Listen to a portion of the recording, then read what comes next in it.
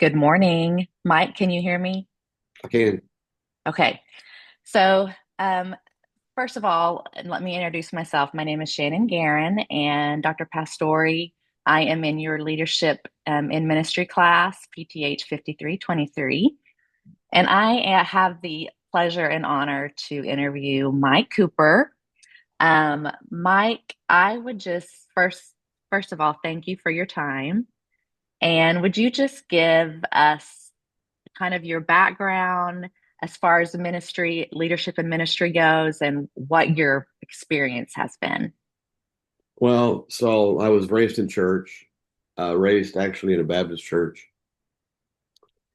And when I was 16, I found myself being the worship leader at the church, which wasn't the best scenario, but it worked.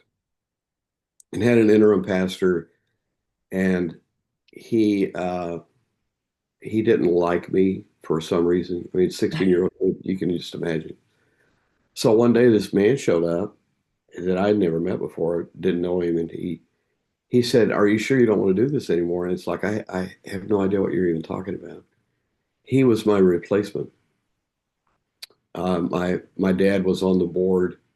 My mom and dad never told me this was coming. Hey, it was just like, well, the pastor can do whatever he wants to do. Well, so I was a little disenfranchised, left that church and started going with my friend to this Assembly of God church and loved it because the music was a lot better than what I was doing. So I always kind of felt like I had a call into ministry, Mhm. but I was kind of running from it, escaping.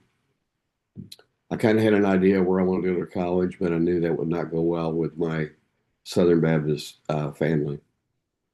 So I just kind of left it alone. And then it just kind of kept pursuing me. And I had done I'd left Woodlake for a time and helped with music at a church about 20 miles away. And that was a great decision for me. It was a bad decision for my family because I had a teenage daughter and she was not really well connected. And when we came back, she was definitely not connected. Probably the biggest mistake that I made. But I was just thinking about me. And then when it finally kind of caught up with me, it was like, okay, this is what you're supposed to do. But this journey that I've been on is far different than I thought it would have ended up being on. So that's kind of a short synopsis of my background. So you're at Woodlake Church in Tulsa, which I have the honor and pleasure of attending with you there. Yes. Um, what's your current position? So I am currently the care pastor, which is kind of a senior role. So I oversee hospitals and shut-ins, nursing homes, things like that. And it's not so much nursing home, it's more shut-in. I oversee a prayer partner ministry, Hmm. which we do on Sundays. And currently I'm overseeing Brotherhood. Some changes are kind of coming in that.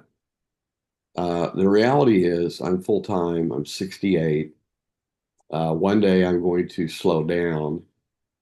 I can't find retirement in the Bible, so I don't plan on necessarily retiring, but I may go part-time. So I've got to start sort of transitioning Hmm. out of different roles and letting people run with that and Yeah. uh, start something new or whatever. Anyway, I'm the guy that wears a lot of hats, Yeah.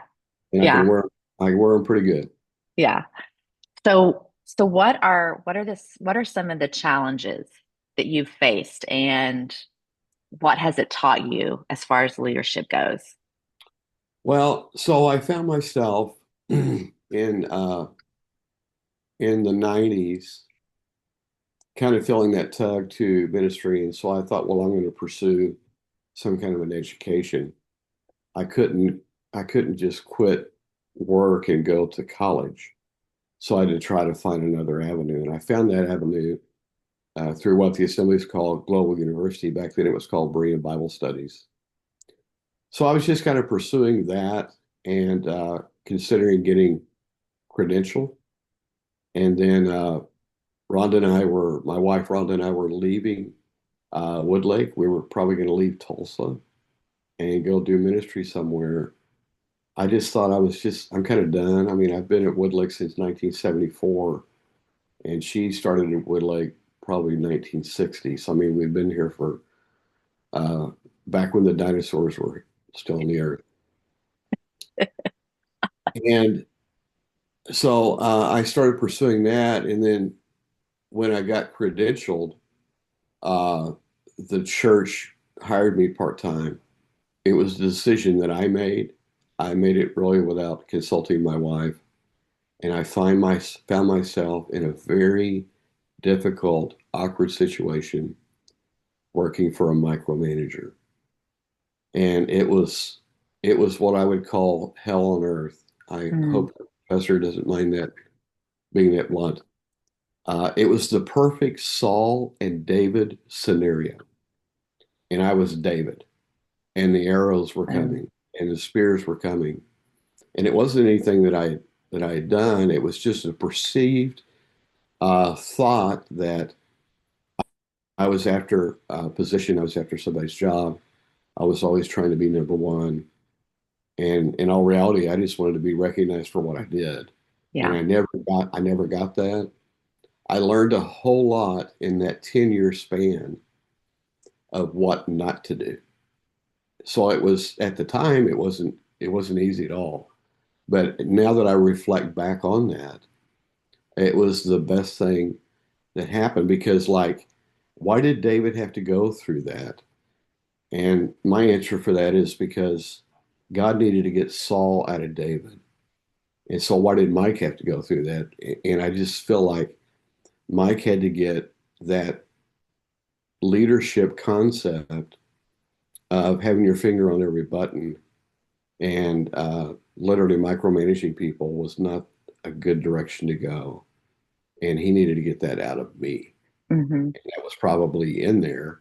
It probably came out from time to time. Anyway. So you can look back at that time, and even though that was a hard time, you can kind of look back and see what the positives were, would you Oh yeah. say? Yeah. Yeah, without a doubt. Because a lot of other things were going on in our life. And it was like it was like God had to get me out of a situation that I thought I was supposed to be in and growing. And uh, it was it was the wrong direction. Yeah.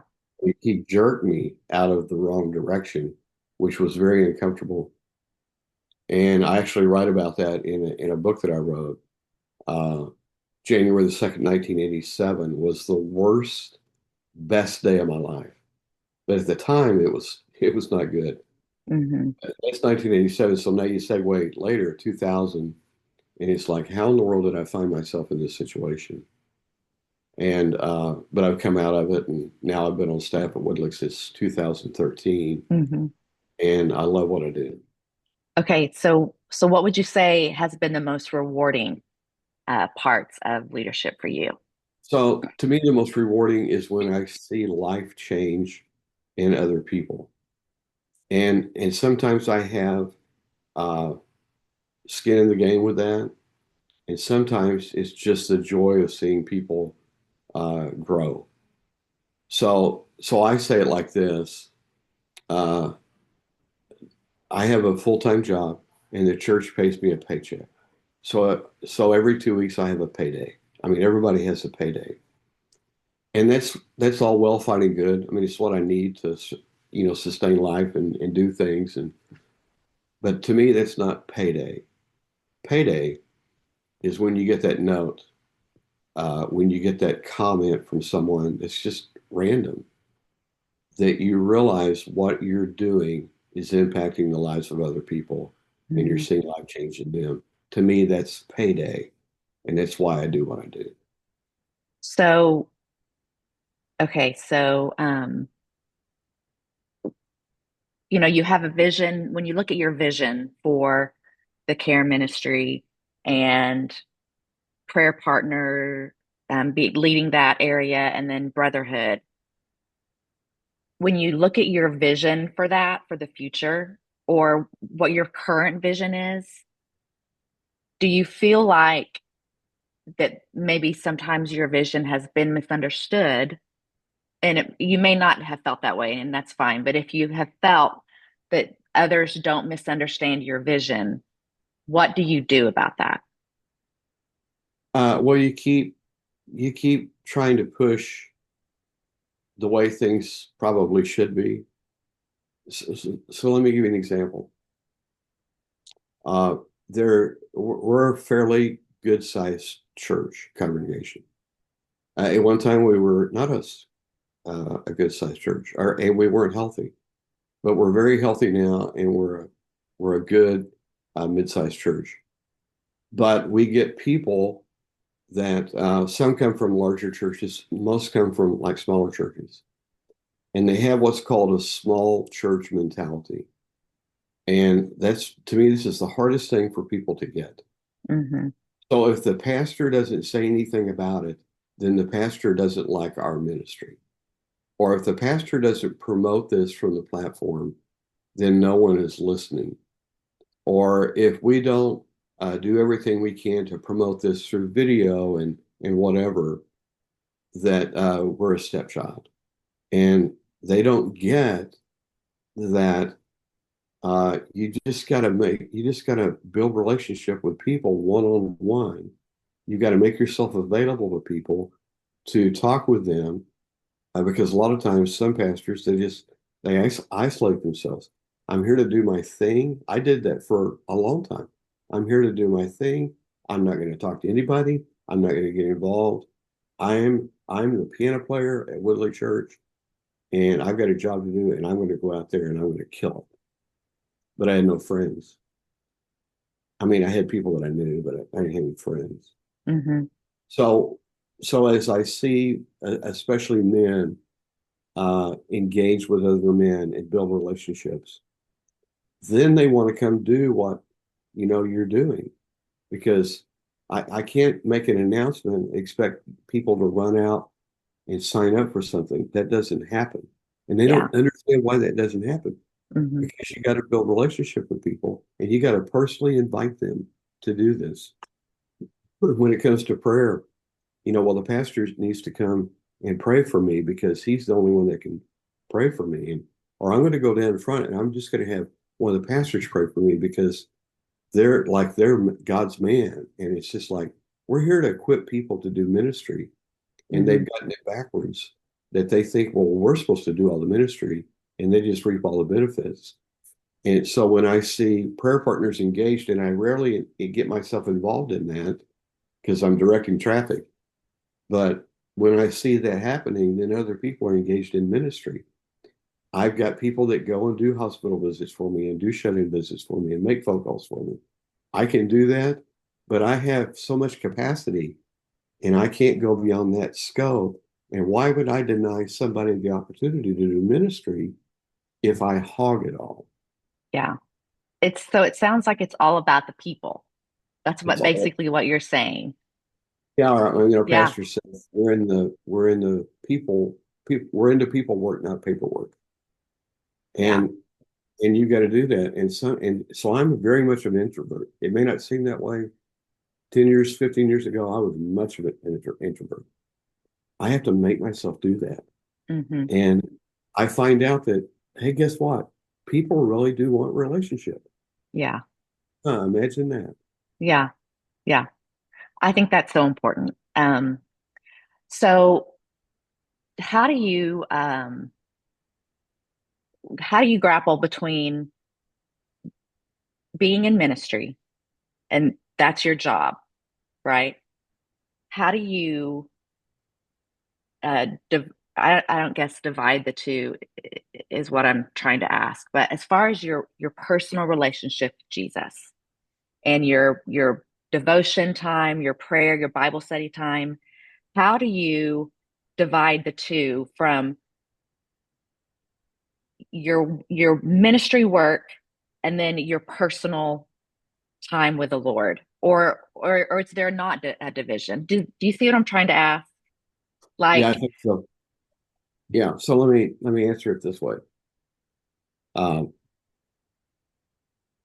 there's this mentality. that the pastor is the minister and no one else is.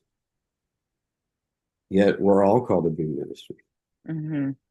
We're all called to be in the ministry, True. but we can't separate. It's difficult for us to separate our work from who we are.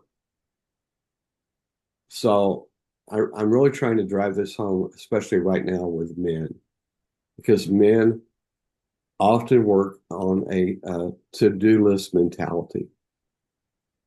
So when they work on a to-do list mentality, they wake up at in the morning and they may have a to-do list and they start working on their to-do list. So I talk about them about uh, the do attitudes because the do attitudes are in the Bible. And if you'll just do this, Hmm. uh, or Paul's charge in Ephesians to husbands, hey, husbands, love your wife as Christ loved the church and gave himself up as a sacrifice for her. That's great information, Paul, but what do I do? Because I'm a doer. So I try to drive home. I've got to get you to understand the mentality of what I'm supposed to do before I can even talk about what you're supposed to be. So it's not the do attitudes, it's the be attitudes.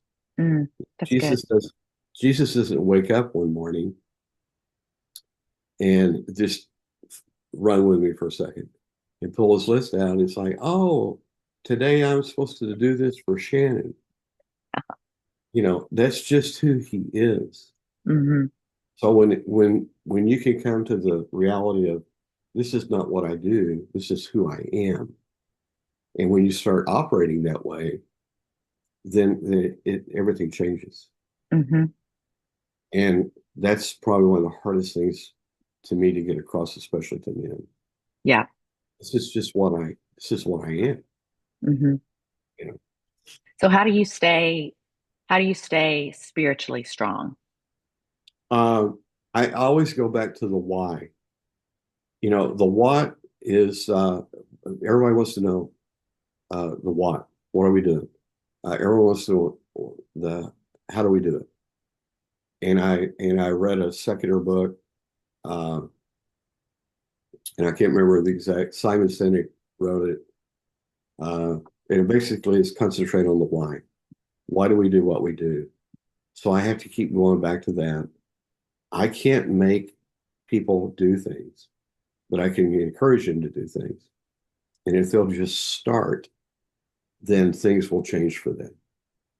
But if they just wait for it to happen, it's not going to happen. Hmm. They've got to participate in it. But you got to concentrate on why do I do this? Not the what or how I do it. It's why do I Yeah. do it? Who do I work for? Yeah. That's good. So I want to respect your time, so I'll ask you one more question. Okay. What advice would you have for someone who is just starting to grow in their leadership? Well, you need to understand that God God doesn't call the equipped, he He calls the equips, unequipped. yeah, He equips you. Uh, the angel tells Gideon, go in the strength that you have. So there's a certain amount of strength that Gideon had to go out and do the task that he needed to do it. He just needed to come out of hiding and face the enemy and conquer it. But you can't get ahead of yourself. You've got to grow in your faith. You've got to grow in your ability. And that doesn't come in a textbook. It doesn't come in a leadership conference. And that's all great yeah, information. It's inspiring. But you got to go out there and you got to start practicing and start doing yeah, it. And everything you do to make something happen is going to fail. Everything you do. If you'll just let God put it in front of you, when He opens the door, you walk in. And when He gives you a challenge, He's not going to leave you there. You're going to know what to do. I went to camp for the very first time as a counselor, and this was prior to 2000. And the youth pastor, Rhonda and I were youth sponsors twice. That was not smart, but he needed somebody to go to camp to be a counselor. So it's on a Wednesday night. He asked me. Well, I worked for a guy, and I worked. Uh, I wasn't paid at the church yet, I don't think. And I said, well, if you could talk my boss and let me have off next week, I'll go to camp with you. And it's like, well, I knew that wasn't going to happen. Thursday morning, I'm going to camp. It's like camp leaves Monday morning. I can't believe that I'm going to camp. I've never gone to camp. I mean, what am I supposed to do? So I called the youth pastor and I said, hey, what am I supposed to do? He said, don't worry about it. You'll know what to do when you get there. On Friday, I called him. I said, hey, no, really serious. What am I supposed to do? He said, don't worry about it. You'll know what to do when you get there. Sunday, I asked the same question. Monday morning, I'm still like, I have no idea what I'm doing. All I know is I'm going to camp and I've got all these high school guys and most of them I know because I was in youth, and it's like, I have no idea what I'm doing. And I show up at camp, I still don't know. And the first service night comes and there's a speaker there who's really dynamic, named Reggie Dabbs. And then there's a guy there that's in our church now, Kevin Norwood, who I did not know very well at all then. He was leading worship. And Reggie gets up to speak. He's not 3 or 4 minutes into his sermon, and he tells all the students to get up and go find your counselor. Wow. And the thing about it is when they came to me, I knew what to do. It was just like, oh. And it was like I was so worried about what I was supposed to do that God just presented it to me. I mean, this was an eye opener for me. Yeah. And it's like when they came to me, they all came to me, I knew what to do. Isn't that crazy? In a good way, like incredibly crazy. Oh yeah, Yeah. yeah. That was life changing. Direction. Well, yeah. I think that we probably have those moments. That was like a life defining moment, Oh yeah, ministry life defining moment. without a doubt. Um, so it's interesting. I think I'll go ahead and close this down, but it's interesting because you said that you came to Woodlake in 74, right? Yeah. I was born in 72 and Oh, I remember being dedicated at Woodlake. yeah, So that means, Mike, that I've known you my whole life. yeah, yeah, I just want to say that it's honestly, you are one of my favorite people, you and Rhonda. And it's been it's just been a true honor and pleasure just being in ministry with you and attending Woodlake with you and just um watching how you've grown as a leader yeah, and all of the areas that you are responsible for and just the way you do it. And I have to just say that one of the probably the most um, rewarding things for me is watching you, since you are over our prayer partners, yeah, just watching you lead that service, lead that part of the service, and the covering and the care that you provide to all the people during prayer is truly, it's truly something special. yeah, So thank you for your ministry and thank you for your leadership yeah, and thank you for letting me interview you. yeah. I'm glad to do it. Okay, Mike. Well, I hope you have a great day. Okay, talk to you soon. Talk to you later. Okay, bye bye.